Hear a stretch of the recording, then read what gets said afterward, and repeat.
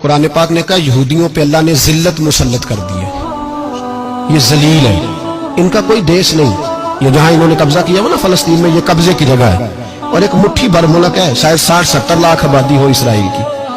اگر امریکہ اس کی مدد نہ کرے تو اسرائیل قائم نہیں رہ سکتا، اور اس کے گرد 12-14 اسلامی ملک ہیں۔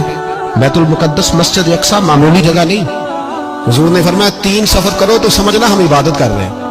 کون کون سے؟ فرمایا اگر بیت اللہ جاؤ تو عبادت سمجھ کے جانا، مسجد نبوی کی طرف جاؤ تو عبادت ہے، اور مسجد اقصیٰ کی طرف جاؤ تو یہ بھی عبادت ہے۔ اور فرمایا مسجد اقصیٰ میں جس نے ایک نماز پڑھی اسے 25,000 نمازوں کا ثواب ملے گا۔ یہ وہ مسجد ہے جس کے ساتھ معراج شریف جڑا ہوا ہے۔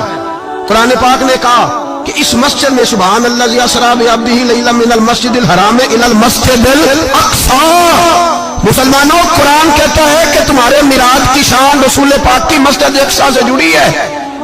جس محبوب کو رب معراج کرائے تو مسجد اقصیٰ میں لا کے کرائے۔ وہ جگہ معمولی جگہ ہے، وہ معمولی جگہ ہے مسجد اقصیٰ۔ نبی پاک نے وہاں نبیوں کی امامت کرائی، 17 مہینے اس مسجد کی طرف منہ کر کے تیرے اور میرے رسول نے نمازیں پڑھی۔ چھوٹی جگہ ہے، اور پوری دنیا کا مسلمان اسے چاہیے شرم سے گڑ جائے۔ ایک امریکہ کا صدر بول کے کہتا ہے کہ اسرائیل کو اجازت ہے اسے دارالحکومت بنائے، اور مسلمان حکمران بیان دے رہے ہیں ظالموں لٹیرو، تم اپنی سیاستیں چمکانے کے لیے پہلے ایک دوسرے کو گالیاں دیتے ہو، پھر اکٹھے بیٹھ جاتے ہو نمبرنگ کرنے کے لیے۔ تم دین کے اس مسئلے میں سارے اکٹھے کیوں نہیں بیٹھے؟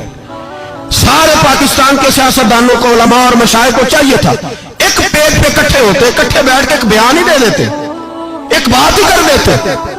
پھر میرا سلوٹ ہے ترکی کے صدر کو، پھر میرا سلوٹ ہے ترکی کے صدر کو۔ عجیب بات ہے نا کہ اس کے پاس ایٹمی طاقت آپ سے کمزور ہے، آپ کی تگڑی ہے۔ اس کے پاس جو فوجی طاقتیں ہیں وہ اپنی جگہ پر، آپ کی فوجی طاقتوں کا لوہا مانتی ہے دنیا، لیکن پھر مجھے کہنے دو نا، میدان میں بندہ ایٹمی طاقت سے نہیں لڑتا، ایمان کی قوت سے لڑتا ہے۔ وہ بول اٹھا ہے نا، کیا کر لیا اس نے اپنی پارلیمنٹ سے خطاب کیا ہے۔ اس نے بہت عرصہ پہلے کہا تھا مسجد اقصیٰ میری خواب میں آئی تھی، اور رو کے کہتی تھی آئے مجھے کوئی صلاح الدین ایوبی کا ماننے والا، کوئی آئے مجھے بچائے۔ کہتے میری خواب میں آئی تھی اور روتی تھی، کہتی تھی کوئی آئے۔ اور ایک شاعر نے کہا مسجد اقصیٰ نبی پاک کو بھی بلاتی ہے، کہتی ہے ایک بار پھر طیبہ فلسطین میں آ، راستہ دیکھتی ہے پھر مسجد اقصیٰ تیرا، ایک بار پھر سے طیبہ سے فلسطین میں آ، راستہ دیکھتی ہے پھر مسجد اقصیٰ تیرا۔ کوئی بول رہا ہے نیت میں مقدس مقام، چھوٹے چھوٹے بیان، اور کہیں اکٹھے ہو جاؤ، پیش کوئی کر رہا ہوں بڑی جلدی اس امریکہ کو لوگ ٹوٹتا ہوا دیکھیں گے، اسے بکھرتا ہوا دیکھیں گے، اسے لرزتا ہوا دیکھیں گے، اس لیے کہ مقابلے